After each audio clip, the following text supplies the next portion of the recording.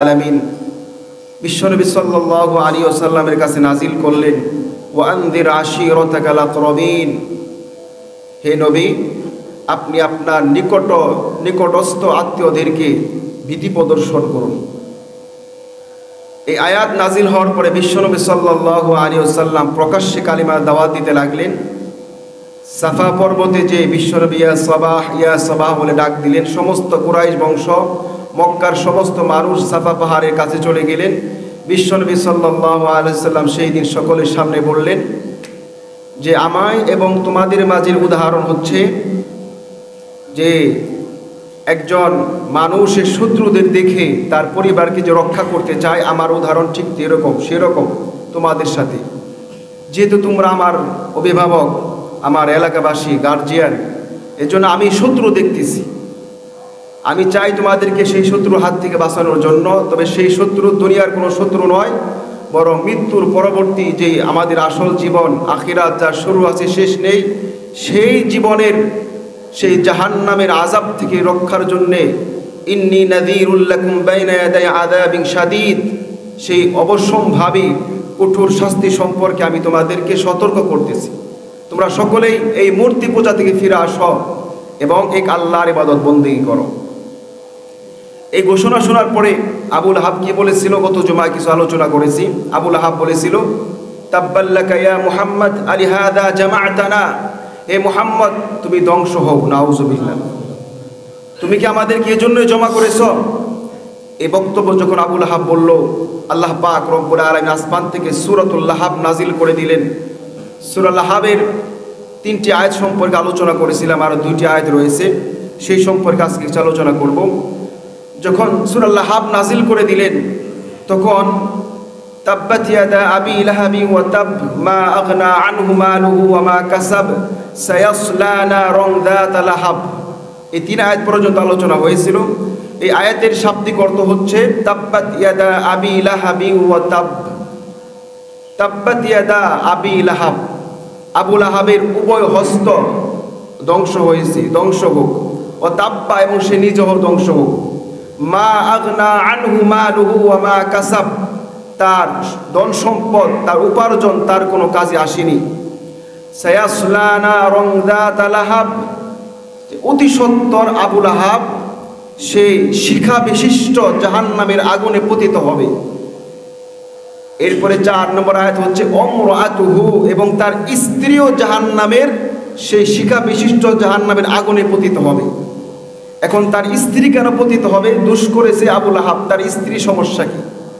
তার স্ত্রীর সমস্যা ছিল, এই আবু লাহাব ইসলামের বিরুদ্ধে কাজ করত, আর এই ইসলামের বিরুদ্ধে কাজের জন্য তার স্ত্রী উম্মে জামিল, যার নাম ছিল উম্মে জামিল, ইনি এই আবু লাহাবকে সহযোগিতা করত। এর মানে সেও ইসলামের বিরোধিতা করত। এই জন্য আল্লাহ তাআলা বলেন অমরাতুহু, তার স্ত্রীও ওই জাহান্নামের অগ্নিতে তার প্রবেশ করবে। কেন প্রবেশ করবে? হাম্মালাতাল হাতব, যে তার স্ত্রী কাঠ বহনকারিণী ছিল।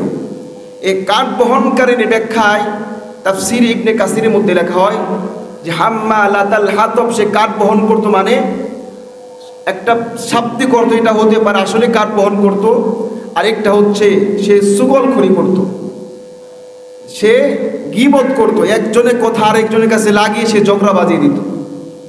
এই স্বভাব প্রকৃতি ছিল। এমনকি বিশ্বনবী সাল্লাল্লাহু আলাইহি সাল্লাম যে রাস্তা দিয়ে হাঁটতেন, এই রাস্তায় এই আবু লাহাবের স্ত্রী উম্মে জামিল তিনি কাঁটা রেখে দিতেন, যাতে করে নবীজির পায়ের ভিতরে কাঁটা ফুটে। এই সমস্ত অপকর্ম তিনি করতেন। ফি জিদিহা হাবলুম মিন মাসাদ, এই আবু লাহাবের গলদেশে, আবু লাহাবের স্ত্রীর গলায় খেজুরের পাকানো, খেজুর খালের পাকানো রশির মোটা একটা রশি ছিল আবু লাহাবের স্ত্রীর গলার ভিতরে, গলার মধ্যে। এই তাফসীরে বলা হয় যে আবু লাহাবের স্ত্রীর গলার ভিতরে, গলায় স্বর্ণের মোটা একটা হার ছিল, আর সে বলতো আমার এই হার বিক্রি করে আমি মুহাম্মদের বিরুদ্ধে আমার সৈন্য লাগিয়ে দিব, নাউযুবিল্লাহ। আর এই জন্যই আল্লাহ তাআলা বলেন ফি জিদিহা হাবলুম মিন মাসাদ, এর মানে কিয়ামতের ময়দানে এই আবু লাহাবের স্ত্রীর গলায় জাহান্নামের মোটা রশি পরিয়ে টেনে টেনে জাহান্নামে নিক্ষেপ করা হবে। সুবহানাল্লাহ বলেন। এই আবুল হাবের স্ত্রী এই সূরা নাজিল হওয়ার পরে বৃদ্ধ মানুষ রেগে বিশ্বনবীকে পিটানোর জন্য চলে গেলেন। নাউজুবিল্লাহ। বিশ্বনবী সাল্লাল্লাহু আলাইহি ওয়াসাল্লাম তখন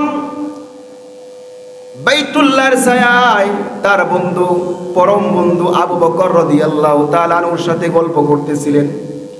আর এদিক দিয়ে আবু লাহাবের ধ্বংসের জন্য যখন সূরা লাহাব নাজিল হয়ে গেল, উম্মে জামিল মোটা একটা কাঠ নিয়ে বিশ্বনবীর কাছে গেল যে বিশ্বনবীকে পিটাবে। আবু বকর বলে, ইয়া রাসূলুল্লাহ, দেখেন আপনার চাচি আবু লাহাব কিন্তু নবীর আপন চাচা ছিল, আপন চাচি ছিল আবু লাহাবের স্ত্রী। আবু বকর বললেন, ইয়া রাসূলুল্লাহ, আপনার চাচি আপনার দিকে আসতেছে, মনে হয় আপনার কাছ থেকে পিটাবে। ইয়া রাসূলুল্লাহ, আপনি নিজেকে সেভ করেন। আবু বকর, বিশ্বনবী বললেন, আবু বকর আসতে দাও, দেখবা আসার পরে কি হয়। আবু লাহাবের স্ত্রী যখন উম্মে জামিল কাবার ছায়ার কাছে আসলেন, এসে আবু বকরের চারপাশ দিয়ে ঘুরতেছেন। সুবহানাল্লাহ। আবু বকরের চারপাশ দিয়ে ঘুরতেছে আর বলে, আবু বকর, তোমার বন্ধু মুহাম্মদ কোথায়? সুবহানাল্লাহ বলে। ওইখানে কিন্তু বিশ্বনবী বসা আছেন, কিন্তু আবু লাহাবের স্ত্রী দেখতেছে না। আবু বকর বিষয়টা বুঝতে পারলেন, যদি আবু লাহাবের স্ত্রী দেখতোই তাহলে তো আমাকে জিজ্ঞেস করতো না তোমাদের বন্ধু কোথায়। আবু বকর বুঝলেন যে সে দেখতেছে না। আবার বলল, কোথায় ছিল, কোথায় আসছে বলো। আবু বকর চিন্তা করলো, এখন যদি বলি না জানি না তাহলে তো মিথ্যা কথা হয়।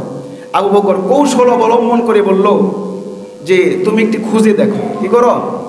এটা খুঁজে দেখো। আবু লাহাবের স্ত্রী আবু বকরের চারপাশ দিয়ে কয়েকটা ঘোরানি দিলেন। যখন বিশ্বনবী সাল্লাল্লাহু আলাইহি ওয়াসাল্লামকে পেলেন না, বকাবাজি করতে করতে, গালিগালাজ করতে করতে আবু লাহাবের স্ত্রী বাসায় চলে গেল। এবার বিশ্বনবীকে আবু বকর সিদ্দিক রাদিয়াল্লাহু তাআলা আনহু জিজ্ঞেস করেন, ইয়া রাসূলুল্লাহ, বিষয়টা তো কিছুই বুঝলাম না, আপনি আমার কাছে বসা, কিন্তু আবু লাহাবের স্ত্রী এসে আপনাকে দেখতে পেল না, কারণটা কি? তখন বিশ্বনবী বলেন, ও আমার বন্ধু আবু বকর, আমি তখন কোরআন তেলাওয়াত করা শুরু করেছিলাম, আর আল্লাহ পাক রব্বুল আলামিনের কোরআন বলেন, যখন কোনো শত্রু তার অপর শত্রুকে, অর্থাৎ যে হকের পথে আছে এমন কাউকে যদি কোনো অন্যায় অত্যাচারী তাকে ধরতে যায়, আক্রমণ করতে যায়, সে যদি কোরআন তেলাওয়াত করে আল্লাহ পাক রব্বুল আলামিন শত্রুর চোখে পর্দা ফেলে দিবে। এজন্য বিশ্বনবীকে আবু লাহাবের স্ত্রী দেখতে পেল না। এই সাফা পর্বতের মাহফিল শেষ হয়ে গেল। এরপরে বিশ্বনবী সাল্লাল্লাহু আলাইহি ওয়াসাল্লাম 3টা খাবারের আয়োজন করেছিলেন। প্রথম খাবার আয়োজন করার পরে কুরাইশদের সকলকে ডাকা হলো। কুরাইশ সকলে খাবার খেলো। খাবার খেয়ে যখনই বিশ্বনবী কালিমার দাওয়াত দিবেন, এমন সময় আবু লাহাব আবার মানুষদেরকে নিয়ে ব্যস্ত হয়ে গেল, যাতে করে বিশ্বনবী মানুষদেরকে কালিমার দাওয়াত না দিতে পারে। ওই দিন কোনো দাওয়াত দিতে পারল না। আবার আরেকদিন আয়োজন করলেন, খাবারের আয়োজন করলেন। আলী রাদিয়াল্লাহু তাআলা আনহুর নেতৃত্বে ছোট্ট বালক, মাত্র 8 থেকে 9 বছর বয়স। খাবারের আয়োজন, খাবার খাওয়ানোর পরে বিশ্বনবী দাওয়াত দিতে লাগলেন, কালিমার দাওয়াত দিতে লাগলেন।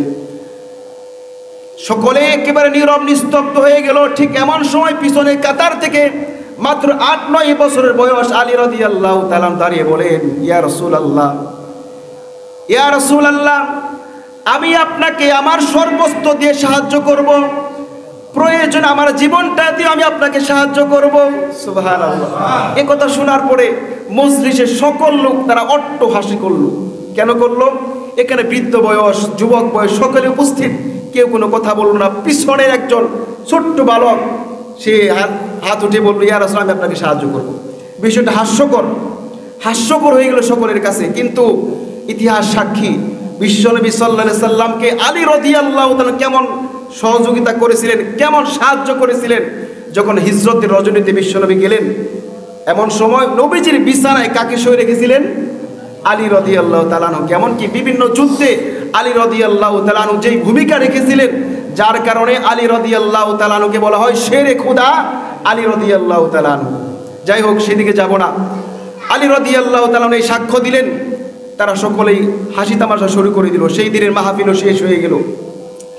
আরেক দিন বিশ্বনবী সাল্লাল্লাহু আলাইহি সাল্লাম দেখেন বিভিন্নভাবে বাধা দিতেছেন, কিন্তু বিশ্বনবী সাল্লাল্লাহু আলাইহি ওয়াসাল্লাম কালিমার দাওয়াত থেকে এক ইঞ্চিও তিনি ফিরতেছেন না, বরং আস্তে আস্তে কালিমার দাওয়াত বাড়াইতেছেন। একদিন এই কাবা বিশ্বনবী সাল্লাল্লাহু আলাইহি ওয়াসাল্লাম নামাজ আদায় করতেছিলেন, আর আবু জাহেল তিনি তার বন্ধুদের সাথে, উতবা সাইবা এদের সাথে পরামর্শ করে বলল, কালকে যখন এই বিশ্বনবী এই কাবা চত্বরে নামাজ পড়বে, আমি একটা ঘটনা ঘটাবো। কি ঘটনা ঘটাবো? যখনই সিজদায় যাবে আমি বড় একটা পাথর নিয়ে মুহাম্মদের মাথা থেতলে দিব, নাউজুবিল্লাহ। ঠিক যেমন প্ল্যান করলো সেই রকমই কার্যকলাপ।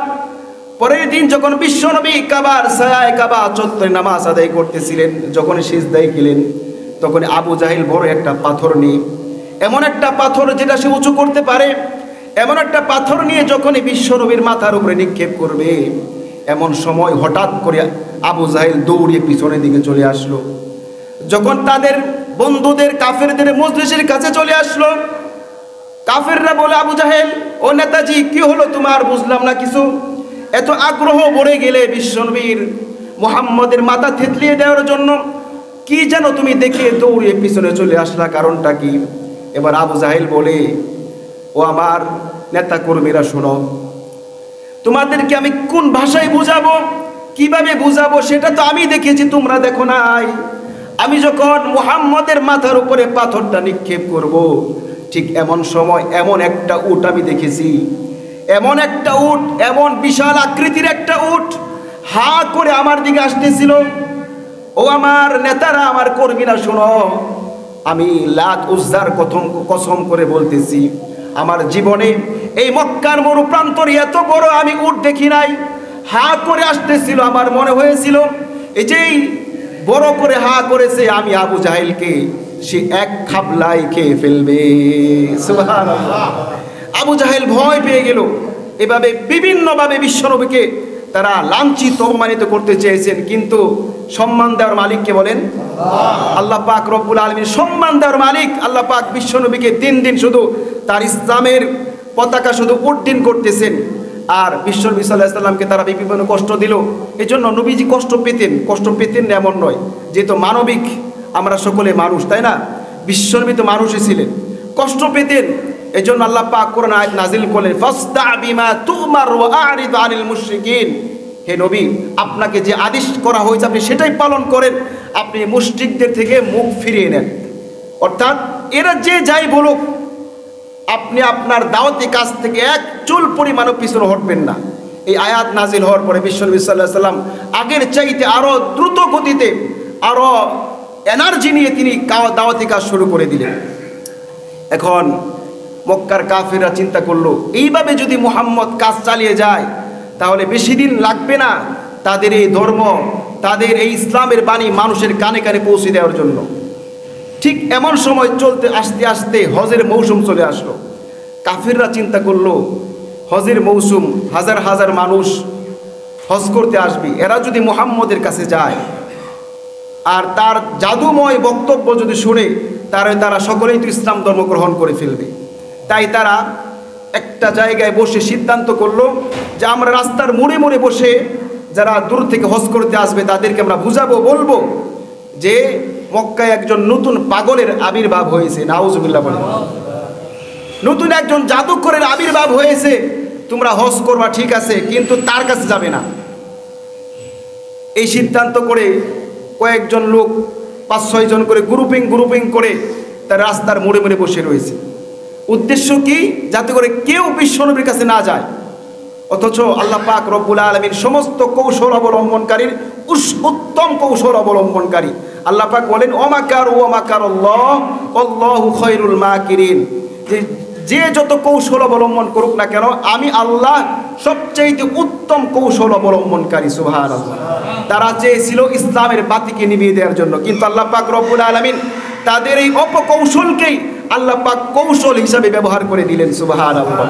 রাস্তার মোড়ে মোড়ে মক্কার কাফেররা হজ যাত্রীদেরকে বুঝাইতে লাগলো, দেখো হজ করবা কোনো সমস্যা নাই, কিন্তু মক্কায় একজন নতুন জাদুকরের আবির্ভাব হয়েছে, একজন কবির আবির্ভাব হয়েছে, একজন জ্যোতিষীর আবির্ভাব হয়েছে, তোমরা কেউ তার কাছে যাবে না, কারণ তার কাছে যদি তোমরা যাও তাহলে তোমরা কিন্তু জাদুগ্রস্ত হয়ে যাইবা।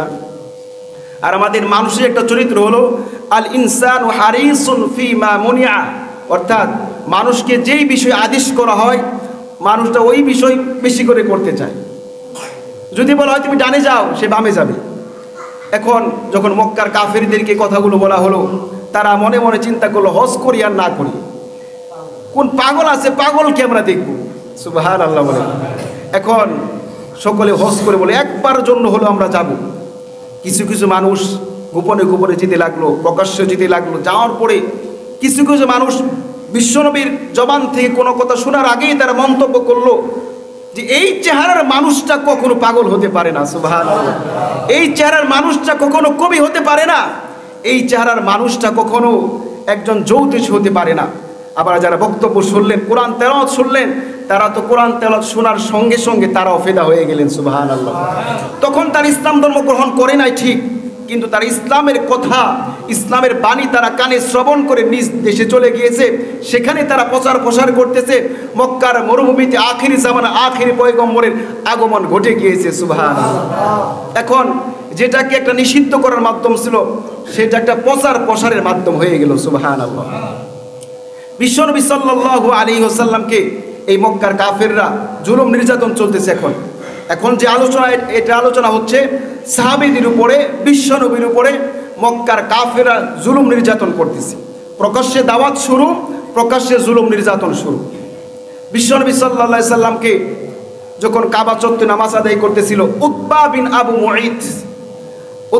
আবু মুঈদকে আবু জাহেল লেলিয়ে দিল যে আজকে যখন সিজদায় যাবে তখন তুমি উটের নারী বলে বিশ্বনবীর ওই সিজদার মাথার উপরে রেখে দিবা। ঠিক এমনটাই করলো। বিশ্বনবী সাল্লাল্লাহু আলাইহি সাল্লাম সিজদায় যে সুবহানা রাব্বিল আলা দীর্ঘ সময় পড়লেন, কিন্তু যখন উঠবে তখন আর উঠতে পারে না।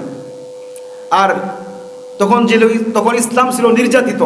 কোনো সাহাবী প্রকাশ্যভাবে নবীজিকে সাহায্য করবে এমনটাও তাদের সামর্থ্য ছিল না, শক্তি ছিল না। এই জন্য এক সাহাবী দৌড়ে গিয়ে আব্দুল্লাহ ইবনে মাসউদ সম্ভবত বললেন, ফাতিমা রাদিয়াল্লাহু আনহা বললেন যে তোমার বাবাকে তো মক্কার আবু জাহেল কষ্ট দিতেছে। ছোট্ট মেয়ে ফাতিমা রাদিয়াল্লাহু তাআলা আনহা দৌড়িয়ে গিয়ে বাবার মাথার উপর থেকে অনেক কষ্ট করে নারী বলে ফেলে দিলেন। আর কাফেরদেরকে লক্ষ্য করে বললেন, আমার বাবার কি দোষ, আমার বাবার কি দোষ, কি অন্যায় আমার বাবার? আমার বাবা এক আল্লাহর ইবাদত করতে বলে এটাই সমস্যা? আমার আল্লাহ এক মালিকের ইবাদত করতে বলে এটাই কি সমস্যা তোমাদের? মক্কার কাফেররা সেই দিন কোনো উত্তর দিতে পারে নাই। ঠিক এখনো বর্তমান জামানায়ও যেই সমস্ত আলেম ওলামাদেরকে গত সেই ফিসিবাদী সরকার আলেম ওলামাদেরকে জেলখানায় নিয়েছিল, এরা জেলখানা থেকে বের হয়ে এখন মাহফিলে তারা বক্তব্য দেয় যে আমাদের জেলখানায় নিয়েছিল, আমাদের অন্যায় কি ছিল? অন্যায় কি ছিল? একটা অন্যায় ছিল, তারা হক কথা বলতো। একটা অন্যায় ছিল, তারা কোরআনের কথাই বলতো। ঠিক এইভাবে শুধু অতীত না, বর্তমান ভবিষ্যতেও এই সিলসিলা চালু থাকবে। যারাই হকের কথা বলবে, যারাই কোরআনের কথা বলবে, এদের উপর নির্যাতন আসবেই। সামাজিক অথবা রাষ্ট্রীয় অথবা ব্যক্তিগত পরিবারের তার উপরে সমস্যা আসবে। কিন্তু এই বুঝে কি সে কি দাওয়াতের কাছ থেকে ফিরে থাকবে? কখনোই নয়। ইতিহাস সাক্ষী, যার উপরে ইসলামের জন্য বেশি নির্যাতন করা হয়েছে সে তত বেশি ইসলামের প্রতি ধাবিত হয়েছে। সুবহানাল্লাহ। বিশ্বনবীর প্রতি, সাহাবীদের প্রতি জুলুম নির্যাতন কাফেররা বাড়াইতেছেন। আর বিশ্বনবীও তিনি তার ভিতর থেকে আরো উদ্যম গতিতে কালিমার দাওয়াত দিতেছেন। এক পর্যায়ে যখন কাফেররা লক্ষ্য করলো না, এইভাবে জুলুম নির্যাতন করে এই মুহাম্মদী জামাতকে থামানো যাবে না। সুবহানাল্লাহ। এই আখিরি জামানার যে কালিমার দাওয়াত দিতেছেন, এই কালিমার দাওয়াত থেকে পিছপা করা যাবে না। এজন্য তারা পরামর্শ করলো যে তখন যে কাফেরদের ভিতরে একজন বক্তা ছিল, ভালো বুদ্ধিমান, হযরতে উতবা বিন রাবিয়া পরামর্শ করে তাকে পাঠালেন যে আপনি যে বিশ্বনবীর কাছে যে বলেন সে কি চায়, সে কি চায়, কোন বিনিময়ে সে আমাদের মূর্তির বদনাম বন্ধ করে দিবে। এর আগে তারা দুইবার গিয়েছিল বিশ্বনবীর চাচা আবু তালিবের কাছে। আবু তালিবের কাছে যে প্রথমবার বলল যে নেতাজি, আপনি যদি আপনার ভাতিজাকে না সামলান তাহলে আমরা কিন্তু ব্যবস্থা করব। আবু তালিব বিশ্বনবীকে ডাক দিয়ে বলেন, ভাতিজা কিছু সময়ের জন্য তুমি কালিমার দাওয়াতকে বন্ধ রাখো। বিশ্বনবী কিছুই বললেন না। দ্বিতীয়বার আবার যখন কাফেররা বলল যে আবু তালিব আমরা কিন্তু আগে ভালো করে বলেছি, এবার যদি না শুনেন তাহলে আমরা কিন্তু এই কুরাইশ বংশের বিরুদ্ধে আমরা ব্যবস্থা নিব। তখন আবু তালেব নবীজিকে বলল, ভাতিজা কিছু সময়ের জন্য কালিমার দাওয়াতটা বন্ধ রাখো, মনে হয় ভালো হবে। এবার বিশ্বনবী সাল্লাল্লাহু আলাইহি সাল্লাম আর চুপ করে থাকতে পারলেন না, বললেন, চাচাজি যে সত্যের সন্ধান আমি পেয়েছি, যে সত্যের দিশা আমি পেয়েছি, যে সত্যের দিশা আমি মানুষকে রাস্তা দেখাইতেছি, চাচাজি আপনি বিশ্বাস করেন আমার দেহে এক বিন্দু রক্ত থাকা পর্যন্ত আমি সেই কালিমা থেকে পিছপা হতে পারবো না। সুবহানাল্লাহ।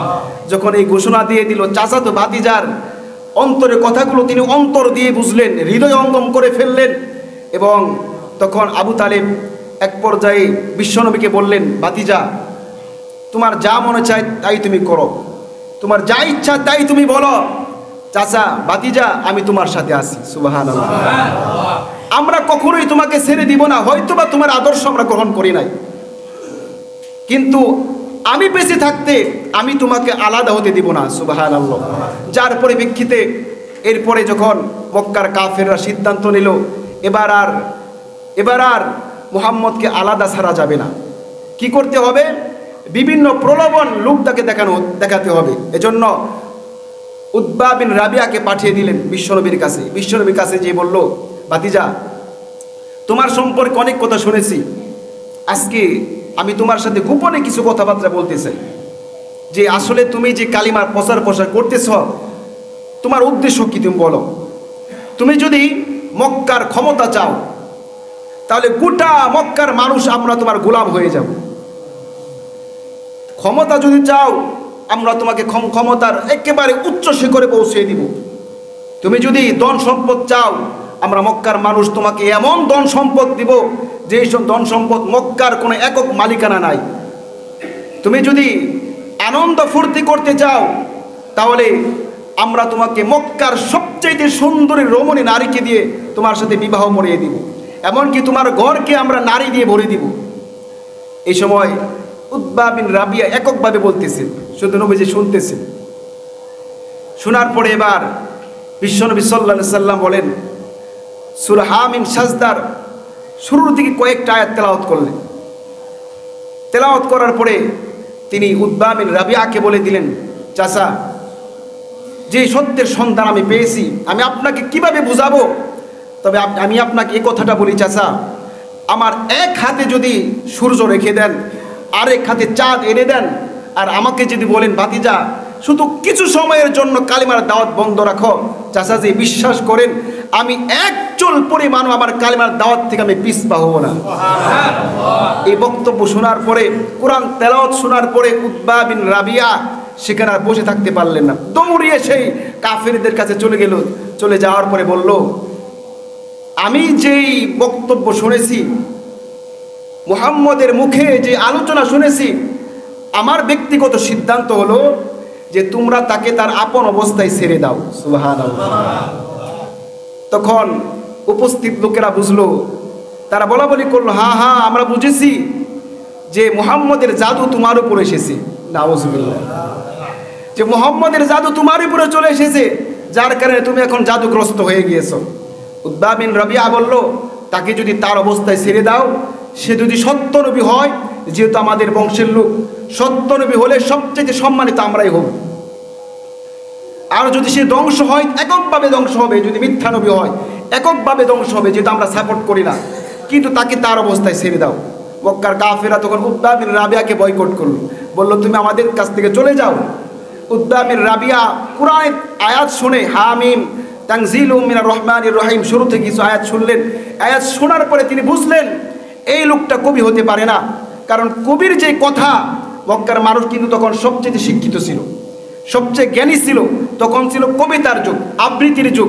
কে কত বেশি কবিতা আবৃত্তি করতে পারতো, এটা প্রতিযোগিতা কেমনভাবে হতো যে নিজেকে বড় কবি দাবি করবে সে এক লাইন কবিতা লেখে কাবা শরীফের সাথে টানিয়ে রাখত। এর মানে এর চাইতে উন্নত মানের শব্দ দিয়ে কে এর চাইতে বেশি সুন্দর করে কবিতা আবৃত্তি করতে পারে, সে যেন আবার এটার উপরে টানিয়ে দেয়। এর মানে কেমন প্রতিযোগিতা ছিল কবিতার উপরে। উতবা বিন রাবিয়া বলে, আমি বুঝলাম এটা কোনো কবিতা হতে পারে না। আর তার চেহারা দেখে, তার কথাবার্তা শুনে এমন কোনো অমিল পেলাম না, এমন কোনো অবুঝ কথাও পেলাম না যে তাকে আমরা পাগল বলব। এই বক্তব্য শোনার পরে তাকে বয়কট করা হলো উতবা বিন রাবিআকে। আর বিশ্বনবী সাল্লাল্লাহু আলাইহি ওয়াসাল্লাম আবারও কালিমার দাওয়াত দিতে লাগলেন। সুবহানাল্লাহ। এক পর্যায়ে মক্কার কাফেররা, আবু জাহেল, তারা এক ঘরের ভিতরে বসেই সিদ্ধান্ত নিল যে এই বিশ্বনবীকে এবং তার বংশের লোকদেরকে নজরবন্দি করতে হবে। কি করতে হবে? নজরবন্দি করতে হবে। কিছুদিনের জন্য নজরবন্দি করা হলো। এরপরে তাদেরকে গৃহবন্দী করা হলো। গৃহবন্দী কয়দিন করা হলো? একদিন দুই দিন নয়, বরং 3টি বছর, লাগাতার 3টা বছর বিশ্বনবীকে গৃহবন্দী করা হয়েছে। নাউজুবিল্লাহ। সেখানে যারা ছিল প্রাণ উৎসর্গকারী, জান উৎসর্গকারী সাহাবায়ে কেরাম, এমনকি বিশ্বনবী সাল্লাল্লাহু আলাইহি ওয়াসাল্লামের সবচেয়ে কাছের মানুষ চাচা আবু তালিব ছিল, এমনকি তার সহধর্মিণী খাদিজাতুল কুবরা রাদিয়াল্লাহু তাআলা আনহাও সেখানে ছিলেন। আল্লাহ পাক রব্বুল আলামিন তৌফিক দিলে আমরা আগামী জুমা আলোচনা করব যে সেটাকে বলা হয় শিহাবে আবু তালিব। এই 3 বছরের গৃহবন্দীকে বলা হয় শিহাবে আবু তালিব। এই শিহাবে আবু তালিবের ভিতরে সাহাবায়ে কেরাম বিশ্বনবী খাদিজাতুল কুবরা কেমন কষ্ট বরণ করেছেন এবং এই জেলখানায় থেকে কিভাবে বের হলো বিশ্বনবী, কোন অলৌকিক ঘটনার কারণে বের হলো, এবং মক্কার যে কাফেররা বিশ্বনবীকে বন্দী করেছিল, এই কাফেররা এক পর্যায়ে তারা বের করার জন্য বিশ্বনবীকে তারা পাগল পারা হয়ে গিয়েছিল। কেন হয়েছিল? আল্লাহ পাক রব্বুল আলামিন তৌফিক দিলে আমরা আগামী জুমা আলোচনা করবো ইনশাআল্লাহ তাআলা। সম্মানিত মুসলমান কেরাম, এখন ছোট্ট একটা কথা আপনাদেরকে বলতে চাই।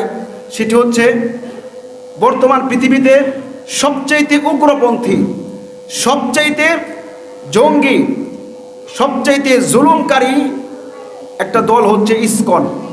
নাম কি? যারা এটাকে অনেকে বলে এটা হিন্দু ধর্ম, আসলে এটা হিন্দু ধর্ম নয়, বরং এটা হচ্ছে স্বতন্ত্র একটা আলাদা ধর্ম। এটার মেন হলো ইহুদি। যদিও হিন্দুরা সাপোর্ট করে, আসলে হিন্দু নয়, বরং এটার মেন যে কর্মকর্তা ছিল, পরিচালক ছিল, সে ছিল একজন ইহুদি। কারণ সে কখনোই হিন্দুত্ববাদীর কিছু পড়ালেখা করে নাই, বরং তার গোটা জীবনে পড়ালেখা ছিল আমেরিকায়। আমেরিকা পড়ালেখা করার পরে সে নতুন একটা দল তৈরি করলো, ইসকন। এখন এই ইসকন বাংলাদেশে অনেক হট্টগোল তৈরি করতেছে। বাংলাদেশের এই শান্তি পরিবেশকে অশান্তিতে রূপান্তরিত করার জন্য তাদের সন্ত্রাসী কার্যকলাপ চালাইতেছে। যার কারণে আমরা সোশ্যাল মিডিয়ায় দেখতে পেয়েছি বাংলাদেশের একজন আইনজীবীকে, সরকার আইনজীবীকে এই ইসকনের সদস্যরা তারা নির্মমভাবে হত্যা করেছে, যার নাম সাইফুল ইসলাম আলিফ। একজন রাষ্ট্রীয় একজন আইনজীবীকে এই ইসকনের সদস্যরা হত্যা করেছে। আর এই ইসকন কেমন জঙ্গি?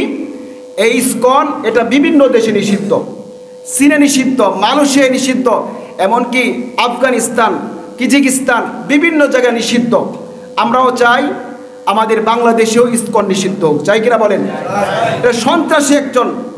আর এই ইসকনে হিন্দুরা সাপোর্ট করে, আসলে এরাও বুঝে না। হিন্দুরা সাপোর্ট করে, এরাও বুঝে না, কারণ এরা হিন্দুদেরকে এরা সাপোর্ট করে না। এদের মূল টার্গেট মুসলমানদেরকে দেশ থেকে বিতাড়িত করা, মুসলমান নিধন করা মূল টার্গেট। কিন্তু হিন্দুরা বুঝতেছে না এরা আমাদের হিতাকাঙ্ক্ষী, কখনোই নয়। বরং এরা এক পর্যায়ে আপনি ইউটিউব দেখতে খুঁজলে পাবেন এরা হিন্দুদের বিরুদ্ধে চক্রান্ত আছে। দিনের বেলা হিন্দুদের বক্তব্য দেয়, রাতের বেলা হিন্দুদের বিরুদ্ধে এরা কাজ করে। এই জন্য মুহতারাম হাজিরিন, আজকে একটা মিছিল আছে জিরানী বাজার, আপনারা যদি পারেন সেখানে অংশগ্রহণ করবেন। ইসকনের বিরুদ্ধে মিছিল আছে, এটা শিমুলিয়া উলামায়ে পরিষদের পক্ষ থেকে আজকে বিশাল মিছিল আছে জিরানী বাজার। আর আমাদের একটা বিষয় হচ্ছে, আমরা আজকে জুমার নামাজের পরে এলাকার যুবক যারা আছেন মেহেরবানি করে আপনারা বসবেন। অনেকের কাছে দাওয়াত পৌঁছে গিয়েছে, হয়তো বা কিছু মানুষের কাছে দাওয়াত পৌঁছায় নাই। আমরা চেয়েছি সকলের কাছে পৌঁছানোর জন্যই, হয়তো বা কোনো ভুলের কারণে দাওয়াত পৌঁছায় নাই। কিন্তু আমাদের ইচ্ছা আমরা সমাজের সকল যুবকদেরকে নিয়ে একটা সংগঠন করতে চাই। সংগঠন কেন করব? কারণ বিশ্বনবী নবুয়ত পাওয়ার আগে একটা সংগঠন কিন্তু করেছিলেন, আমি আলোচনা করেছিলাম। সংগঠন নাম ছিল কি? হেল্পফুল ফজল। সেখানে কিছু কর্মসূচি ছিল। আর একটা বিষয় হচ্ছে, আমরা যখন একত্রিত থাকব, আজকে আমরা বিভিন্ন ফাটল সৃষ্টি হওয়ার কারণ আমরা ঐক্য নাই। মুসলমানের ভিতরে সবচেয়ে ফাটল সৃষ্টি বেশি হয়েছে, এর কারণ ঐক্য না থাকার কারণে আমরা কিন্তু অনেক দুর্বল। এই ইসলামিক দল বলেন, ইসলামিক দল বিভিন্ন দলে বিভক্ত, যার কারণে ইসলামিক দল ক্ষমতায় যেতে পারে না, ঠিক না?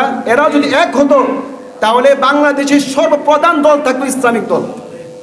এই জন্য মুহতারাম হাজির, আমরা হয়তো সেই বড় পর্যায়ে যেতে পারবো না, কিন্তু আমরা ঘর থেকে ঐক্য তৈরি করব, সামাজিক ঐক্য তৈরি করব, যাতে করে সামনে দেখেন অনেক বিষয় কিন্তু বয়ান করে শেষ করা যায় না, বয়ান করে প্রতিবাদ করা যায় না।